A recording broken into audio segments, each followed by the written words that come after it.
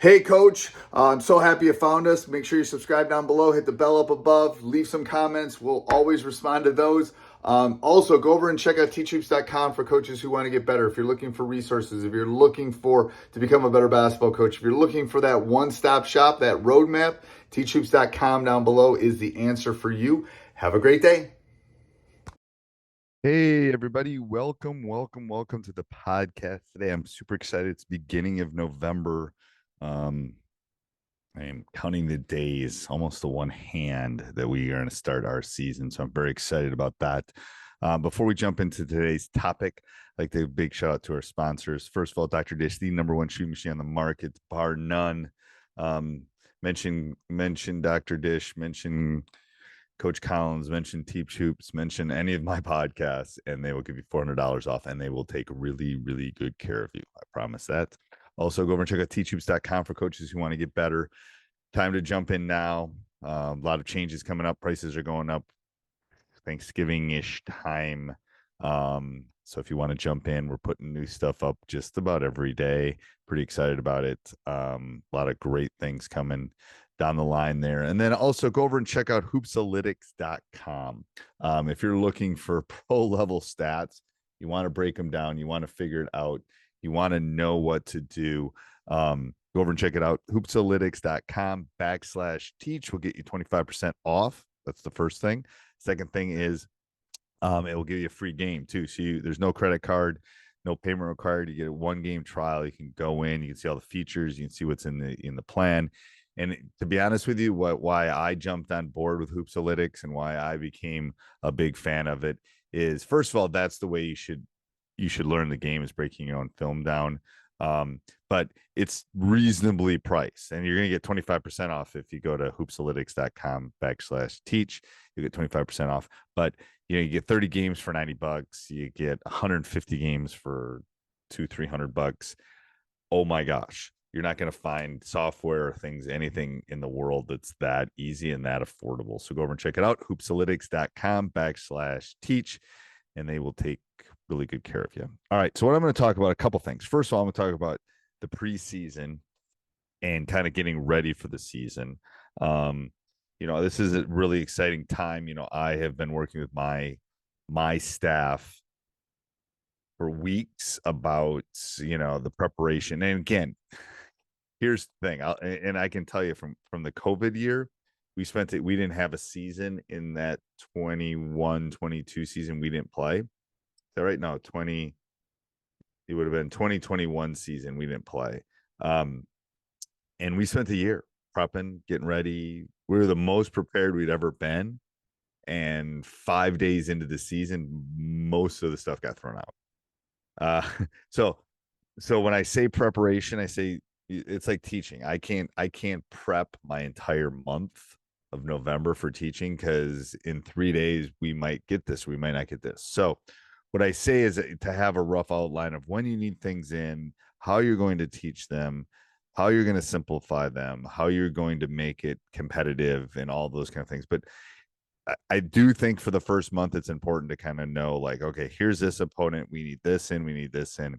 And then you're going to have to adjust, and you're going to have to tweak over time about when you do things. So I know that COVID season taught it to me. I tried to have the first I tried a couple of days of tryouts, and so I tried to have 4 to 5 practices done before the season goes, because any more than that, I know I'm going to have to tweak. I know I'm going to have to pull things from someone that's taught for 35 years. I just know how teaching works. I do have a general plan. By Christmas, I got to have this stuff. Those things I think is very important. But when you get into the nuances of it, I think don't let that overwhelm you. And I know we had our coaches retreat a couple weekends ago, when we get all together as a staff and we talk hoops and break things down. And I think that's really good, because you're brainstorming. You're talking about, hey, do we want to do a ball screen here? Do we want to do a handoff here? How do we want to teach the break? I think getting everyone on page is really important. But I also know that I don't want to say you can over plan, but I think you can over lesson plan. I think you can over practice plan. Just because I know how the season works, and all of a sudden Johnny twists his ankle and now you're having to play your seventh man and your best 3 point. So from someone that's you can't I can't lesson plan 180 days out. It just doesn't work for teaching, and it's the same for us for a season. That's the first thing I want to tell you when you're walking the season. It's okay to be 3 or 4 days ahead. That's okay. That's where you should be. I usually do the practice plan the night of or the morning of when I'm kind of prepping. And I'm gonna try to, like, I'm getting together this week. I'm going to try to start filming some of my practices, but more importantly, so for me, just to evaluate, but I'm going to also try to kind of walk you through some of the brainstorming, the things that we do, from a practice planning standpoint. I think that will be helpful. So that's the first thing, and just so you can kind of see how the sausage is made. Second thing is, simplify. There is a lot of people out there that are a lot smarter than me.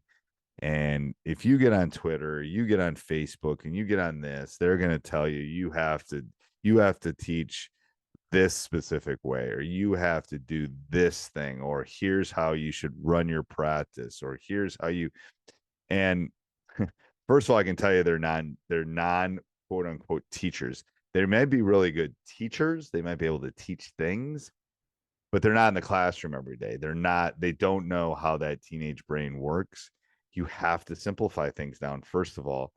And there is more than one way to paint a landscape. There is more than one way of drawing a flower. There's more than one way, and they all work, and they can all be artistic, and they can all have an impact on kids' lives, and they can all be important, and they all fall into the teaching coaching mode.